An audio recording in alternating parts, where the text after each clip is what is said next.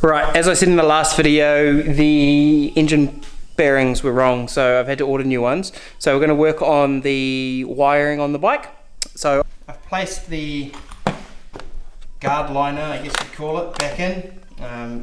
Unlike my previous build, there's so much space to put things because the battery sits down here and there used to be toolkits and that, and obviously stock bikes have room for gear. So I'm probably going to put my wiring here. If not, I'll put it up here somewhere. And I've cleaned up the rear tail light. That looks so good. Still working on tail tidying how exactly that's going to work here. I don't like this, but I might not have a choice, and indicators are most likely going there.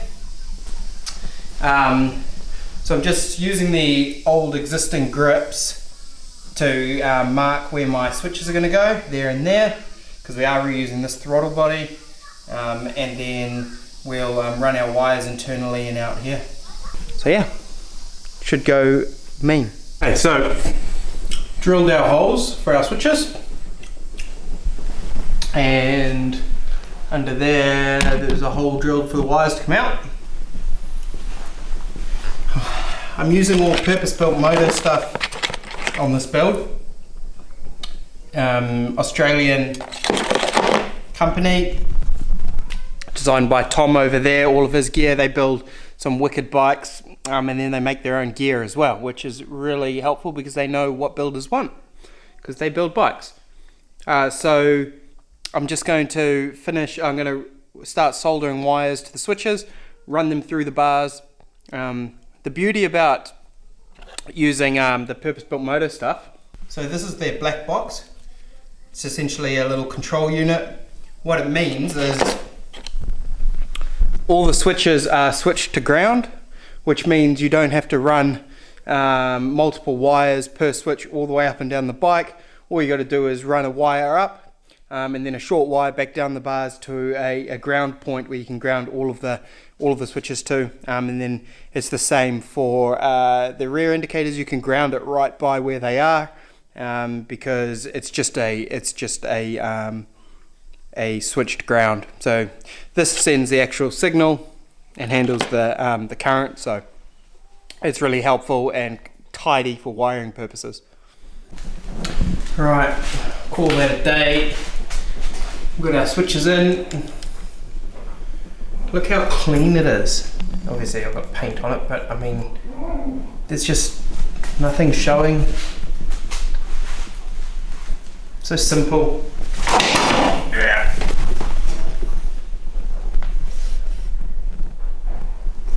Looks so good. And then comes out there, and I'll put a snakeskin wrap over that, make it look tidy. And next up is sorting out these headlights mounts, getting it sorted properly. Okay guys, so what I'm doing now is I'm mounting the headlight. Here we've got our brackets. You'll see here, oh, focus. You'll see here, we have our hole in the middle here, and that mounts onto our headlight. Here's our headlight. This is our headlight bracket, half of it. Now here is a mounting hole. And funnily enough, by design, the purpose-built moto indicator threads are the same. Now, when you're putting these in, obviously you can only thread it in as far as the space will allow you. And when it gets tight, it can be facing the right way, it could be facing backwards, it could be facing up. Now that's no good to us. There's probably a mathematical equation to know how much meat to take off of the spacer to allow it to get into the right position, but I'm not good at math, so what I'm going to do is use a copper washer. Now I believe that a copper washer between the spacer, a copper washer between the spacer and my headlight mount should allow me to go tight enough so that the headlight isn't going to flop around, and then give me enough give to rotate it until I'm facing in the right direction. So we're going to test that theory now and see if it works. So believe it or not, my little copper washers did the trick. Mint.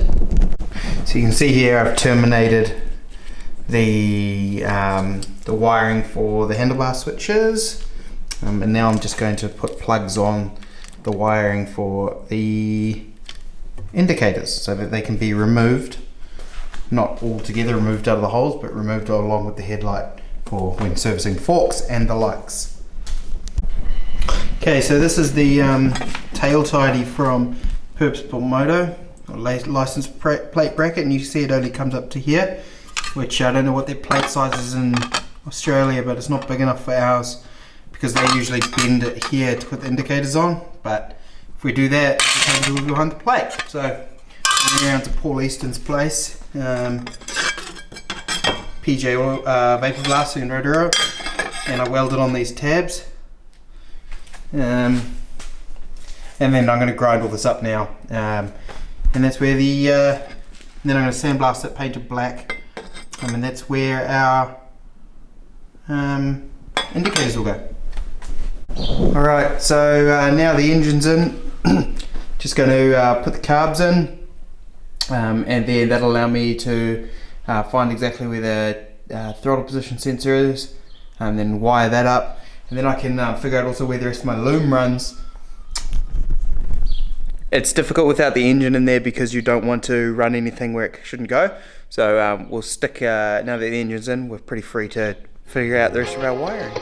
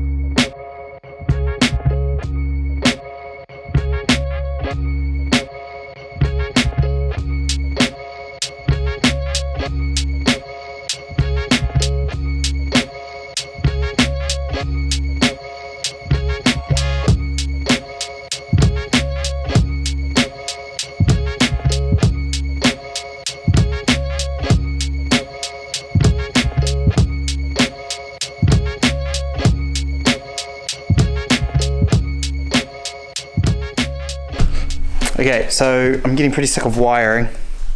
This is where we're at. Oh, battery's charged, good. We had a few teething issues, had to undo a bunch of the loom, but I think we've mainly got it sorted. Now I'm just having a bit of an earthing issue, but everything works from the lighting side of things. Just got to make sure, obviously, all of our ignition stuff goes. But now I'm going to put the exhaust on, or the headers anyway. So I've got this nicely Cerakoted set of headers. Yeah, they'll go on. And I'm also going to bleed the rear brakes so that I can apply some brake pressure so that I can get this big sprocket nut off that bugger. So I'll get that off so that I can put the seal in properly. That way when I go to start it, it'll start without putting oil everywhere.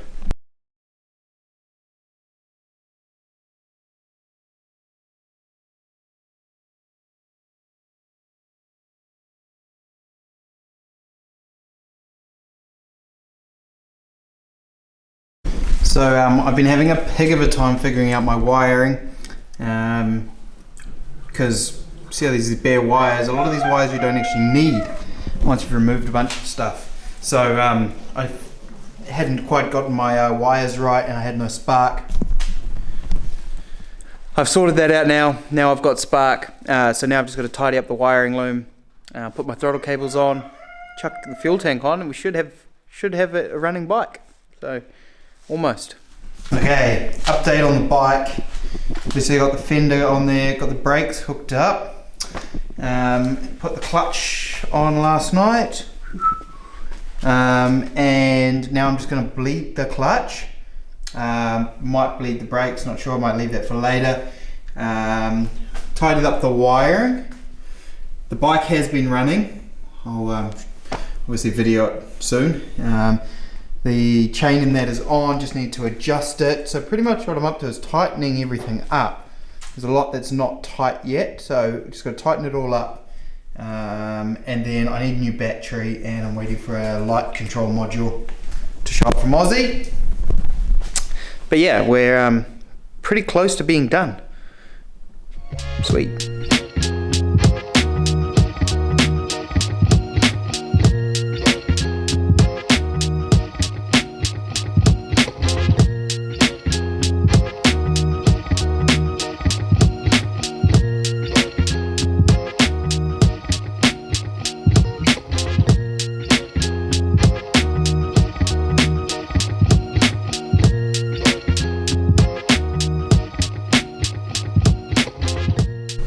So in this box is another alternator.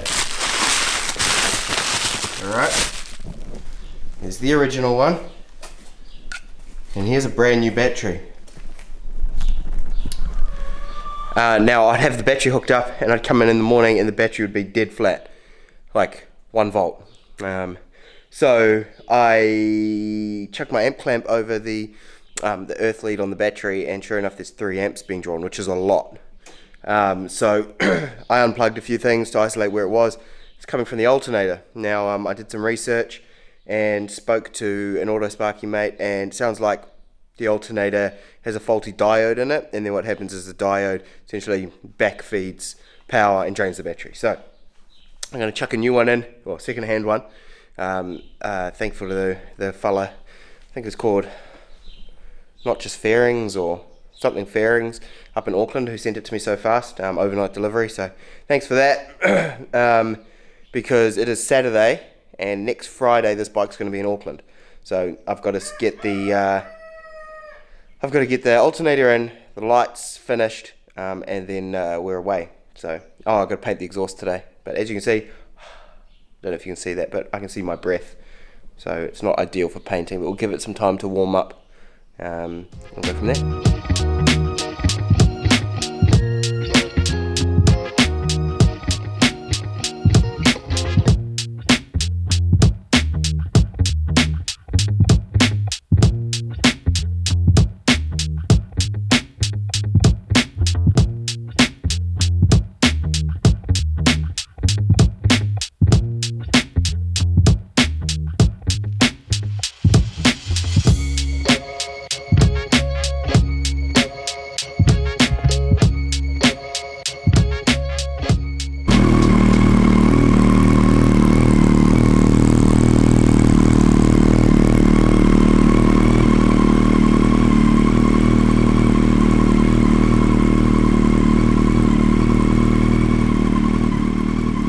I really need to get this microphone issue sorted, because apparently it's not working again, and here I am doing another voiceover.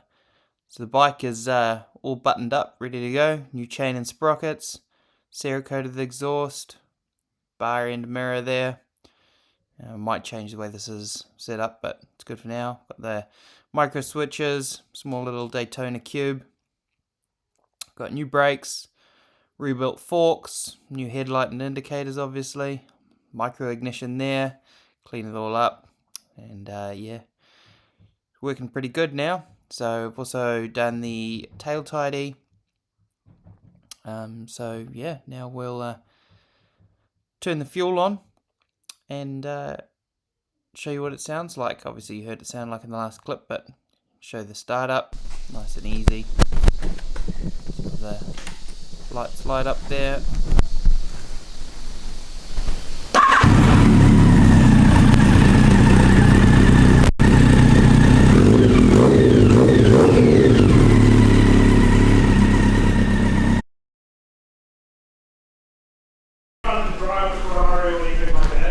Yeah.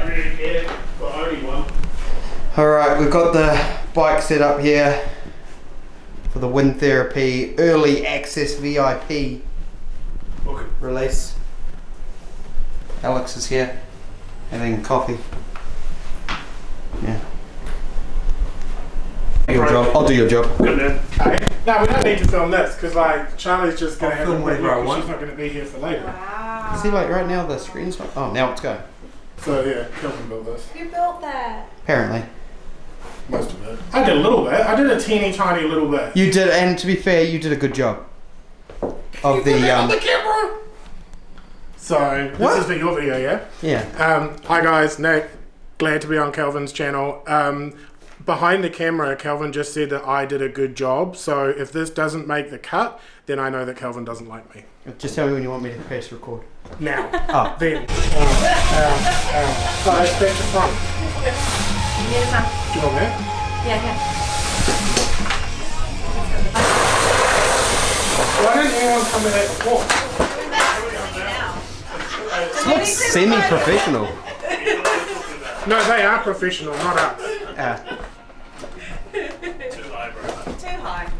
This is a constant state. Got the peanut gallery. We're supervising. Where do you want it? Yes. Yeah? Yep, that's perfect. Oh, thanks.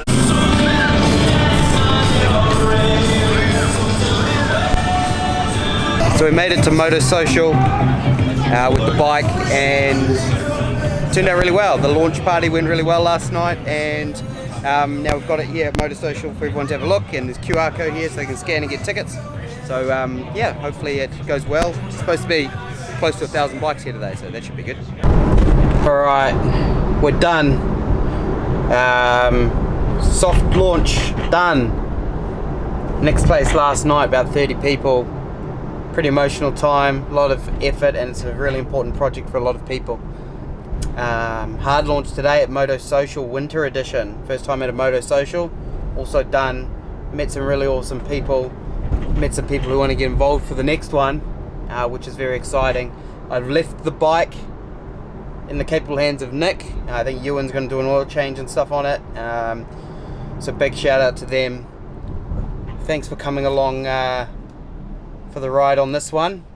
Obviously I'll be filming again at the when we give the bike away in October, but until then I'm signing out, and it's time to spend some quality time with my wife and kids, because they're just as much a big part of this project as anyone else, because they've given me the time I needed to do what I had to do. So we'll see you next time.